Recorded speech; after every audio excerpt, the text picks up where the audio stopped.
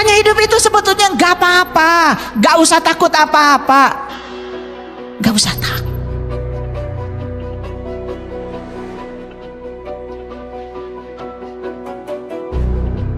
Takut itu adalah hayalan pikiran, karena pikiran itu suka menciptakan sesuatu di imajinasi, seolah-olah itu terjadi, padahal kenyataannya tidak seperti itu.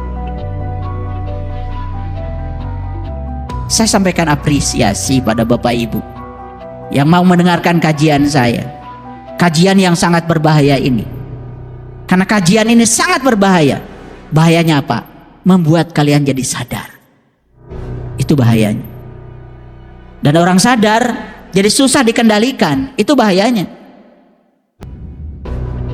Dan orang yang tidak sadar seperti kerbau, disuruh ini suruh itu oleh konspirasi kekuasaan mau aja, demi kepentingan siapapun. Orang bodoh bisa dimanfaatkan. Tapi orang yang sadar sebentar dulu. Tuh, kalau sadar, makanya bahaya ngaji dengan saya, jadi sadar. Ingat, semua batasan-batasan itu adalah topeng. Semua batasan-batasan itu adalah ciptaan ego, ciptaan diri palsu.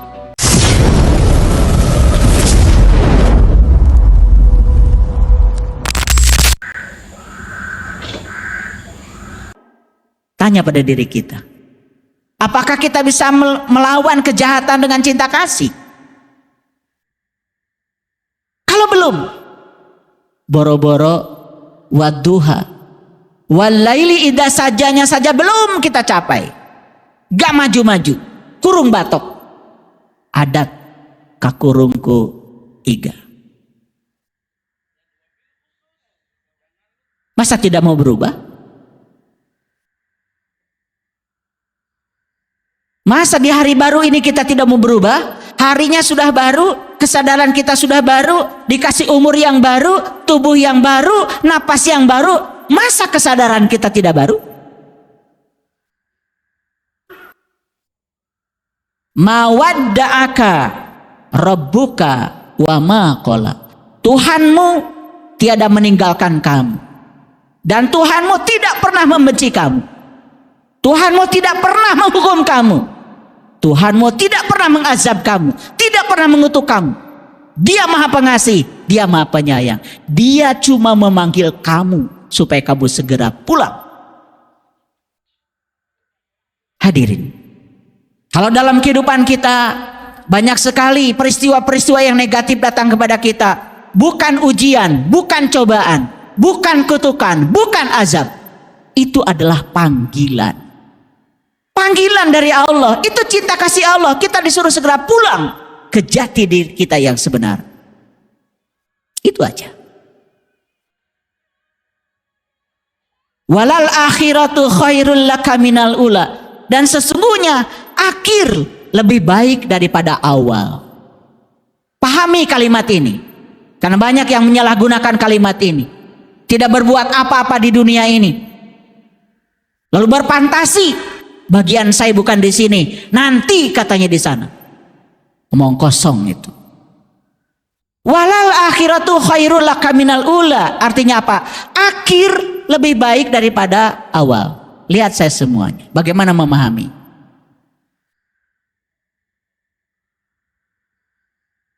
Apa akhir itu? Akhir itu akibat. Apa awal? Awal itu sebab. Sederhana. Ingin nggak akibatnya baik? Ingin. Berarti sebabnya harus baik. Kan tidak mungkin tiba-tiba akibatnya menjadi baik kalau sebabnya tidak baik. Satu, walal akhiratu khairul laka minal ula. Yang kedua, akibat itu waktunya lebih awal atau lebih akhir? Lebih awal atau lebih akhir? Lebih akhir. Perhatikan saya. Percaya nggak kalau hidup itu adalah perjalanan? Percaya. Dalam perjalanan itu pasti kita akan menemukan yang kita suka, sekaligus menemukan yang tidak kita suka. Percaya nggak kalau dua-duanya itu baik?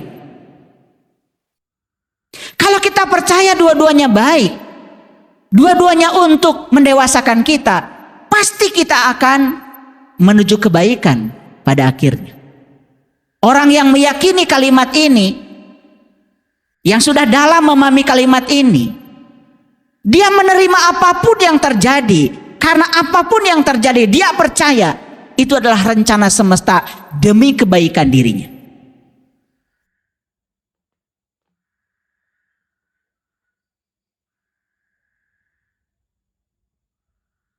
Ada nggak orang sakit malah setelah sakit dia menjadi sadar? Ada? Ada. Ada nggak orang yang setelah bangkrut baru sadar? Ada? Malah ketika dia sehat tidak sadar, ketika dia belum bangkrut tidak sadar. Betul? Hidup adalah perjalanan. Yang namanya perjalanan, kita tidak selalu mendapatkan yang kita inginkan. Tetapi kalau percaya kepada Allah, semua yang terjadi padamu, apakah itu diinginkan, tidak diinginkan, tapi kamu percaya itu adalah cinta kasih Allah, pada akhirnya pasti akan menjadi lebih baik. Tidak ada peristiwa di semesta ini kecuali untuk membaikan kita. Itulah walal akhiratu khairul laka minal ula. Walau saufa yu'tika rabbuka fatardo.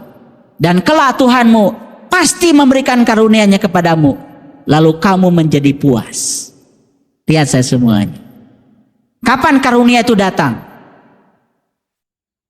Karunia akan datang kepada kita, dan kita merasa puas dengan kehidupan kita setelah kita melampaui semua dualitas apa adanya. Setelah kita bisa menerima semua dualitas apa adanya. Apa yang terjadi pada kita selama ini? Yang disebut suka oleh kita dicengkram habis-habisan. Apa yang disebut kita tidak suka ditendang habis-habisan. Begitu? Orang yang semacam ini belum bisa melampaui dualitas, tidak akan pernah mendapatkan karunia apapun.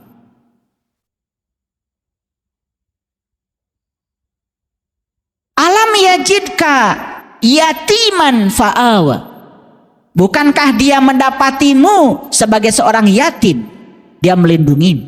Masih ingat penjelasan saya tentang yatim? Siapa yatim? Yang tak beribu, yang tak berbapak, yang tidak pernah dilahirkan. Siapa yatim? Yatim ini jiwa kita, diri pribadi kita yang sejati. Quran surat Ad-Duha bukan cerita diri kita yang fisik, tapi surat Ad-Duha sedang cerita diri kita yang asli, diri kita yang spiritual, diri kita yang awal, diri kita yang abadi, diri kita yang tidak hancur, diri kita yang tidak pernah terkena kematian. Alam yajidka yatiman fa'awa. Bukankah dia mendapatimu sebagai yatim, lalu dia melindungi? Bapak Ibu, percaya nggak? Semua yang terjadi dalam kehidupan kita, disukai tidak disukai, itu adalah perlindungan Allah demi kebaikan yatim yang ada pada diri kita. Percaya? Percaya? Dipasangkan dengan suami yang seperti itu, dipasangkan dengan istri yang seperti itu. Percaya nggak kalau itu perlindungan Allah? Percaya apa tidak? Percaya apa tidak? Kenapa kalian menolak? Kenapa kalian uring-uringan? Cuman karena tidak sesuai dengan keinginanmu. Ingat, ingat kata Allah, boleh jadi kamu menyukai sesuatu, padahal itu amat buruk bagi kamu. Boleh jadi kamu tidak menyukai sesuatu, padahal itu amat baik bagi kamu. Hadirin, inilah pentingnya mengenal jati diri, mengenal Tuhan kita. Yang tidak mengenal Tuhan, dia menilai Tuhan seperti kebanyakan orang menilai, gagal memperlakukan Tuhan pada tempat yang seadil-adilnya.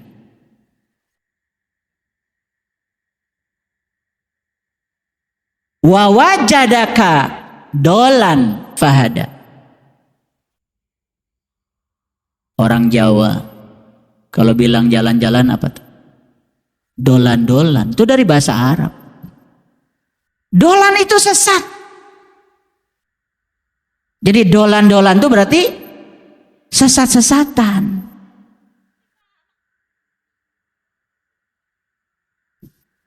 Ya nggak apa-apa. Dolan-dolan aja, jalan-jalan aja. Kemanapun kamu mau, dolan-dolan. Orang yang takut sesat, selamanya akan tersesat. Tapi orang yang berani tersesat, tidak akan tersesat. Kenapa? Ada pahada. Tahu hada? Hada, hudan, petunjuk. Makanya wawajadaka dolan fahada. Dia mendapatimu sebagai seseorang yang tersesat, bingung dengan kehidupan ini. Lalu dia memberikan petunjuk kepadanya. Keren ya Allah? Keren gak? Keren. Pernah dapat kajian surat Ad-Duha seperti ini? Ya pernah sekarang di sini. Kalian baca berulang-ulang setiap tarawih. Yang imam gak sadar, yang makmum juga gak sadar.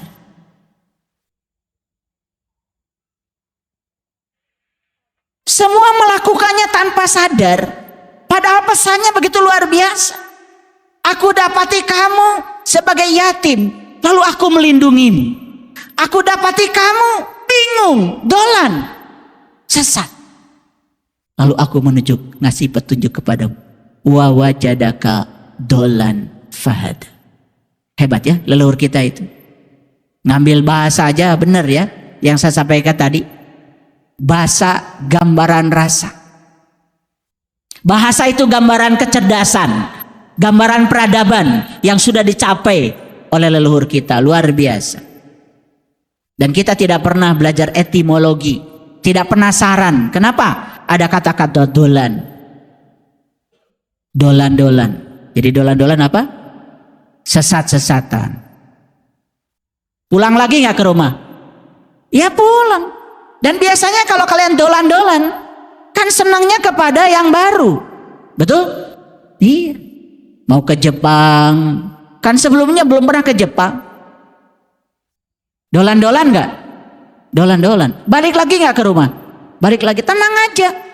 Ada pahada. Ada orang yang bisa ditanya, ada tour guide yang bisa ditanya. Gak ngerti bahasa Jepang, udah papa tawe. Betul nggak? Bisa bahasa Inggris sedikit-sedikit, cuma yes, no, gak apa-apa. Balik pasti. Betul nggak? Gak pulang juga pasti dideportasi. Makanya hidup itu sebetulnya gak apa-apa, gak usah takut apa-apa. Gak usah takut.